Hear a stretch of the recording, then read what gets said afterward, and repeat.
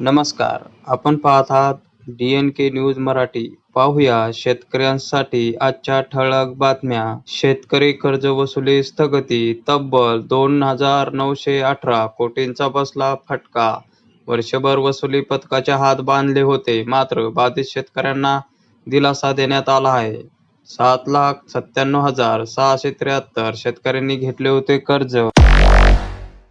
रब्बी हंगामासाठी शेतकऱ्यांना जलसंपदाकडून दिलासा. कुकडीतून 20 डिसेंबरपासून आवर्तन 6.5 TMC पाणी सोडणार. मुख्यमंत्री बळीराजा पानंद रस्ते योजना राबविणार. महसूल मंत्री चंद्रशेखर बावनकुळे यांनी विधान परिषदेत दिली माहिती. उत्तरेकडील शीत लहरीमुळे राज्यात थंडी वाढण्याची शक्यता. कापूस खरेदीसाठी राज्यभर 23.68 क्विंटलची मर्यादा. पणन मंत्री जयकुमार रावल यांची विधानसभेत घोषणा. सोयाबीन खरेदी केंद्रावर शेतकऱ्याकडून वसुली. राज्यातील अनेक सोयाबीन खरेदी केंद्रावर हमाली कडता चाळण नावाखाली शेतकऱ्याकडून पैशाची वसुली सुरू. त्यामुळे शेतकऱ्यामध्ये वाढला संताप. 111 कोरडवाहू शेतकरी झाले बागायतदार. डॉ. बाबासाहेब आंबेडकर कृषी स्वावलंबन योजनेतून 369 विहिरींना देण्यात आली मंजुरी.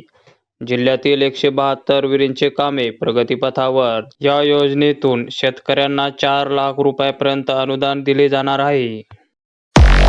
KYC अभावी शेतकऱ्यांच्या खात्यावर आपत्तीची भरपाई मिळेना. प्रक्रिया पूर्ण करण्याचे प्रशासनाकडून करण्यात आले आवाहन.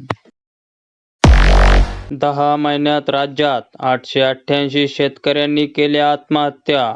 ॲडव्होकेट यशोमती ठाकूर यांची राज्य सरकारवर टीका.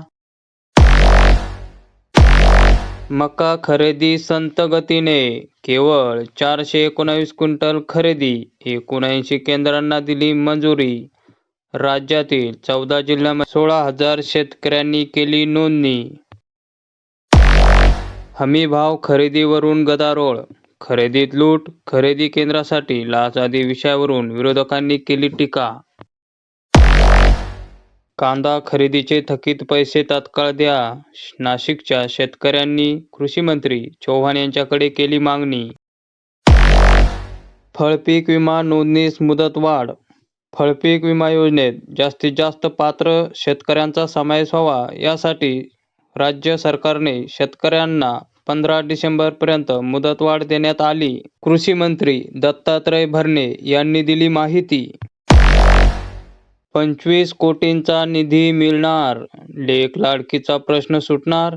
वाशिम जिल्ह्यातील 45,000 लाभार्थींना होणार याचा फायदा. तुकडेबंदी कायदा सुधारित विधेयक मंजूर. छोट्या तुकड्यांचे मालकही आता 7/12वर आपलं नाव नोंदवू शकणार आहे. जुन्याच नियमाने कापसाची खरेदी करावी. आमदार नारायण कुचे यांनी विधानसभेच्या हिवाळी अधिवेशनात मांडला मुद्दा. राज्यात कांद्याच्या दरात चढ उतार. आवकही घटली. गुणवत्तेनुसार भावात तफावत. शेतकऱ्यांना उत्पादनावर आधारित दर मिळेना. शेतकरी झाले हैराण. सिन्नरला 1.5 लाख आयुष्यमान भारत कार्डची नोंदणी. 708 रुग्णांनी घेतला 5 लाखांच्या आतील रकमेच्या शस्त्रक्रियेवर उपचाराचा लाभ.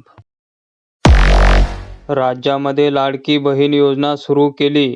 त्याचप्रमाणे लाडकी गोमाता योजना सुरू करा. शेतकऱ्यांनी केली सरकारकडे मागणी.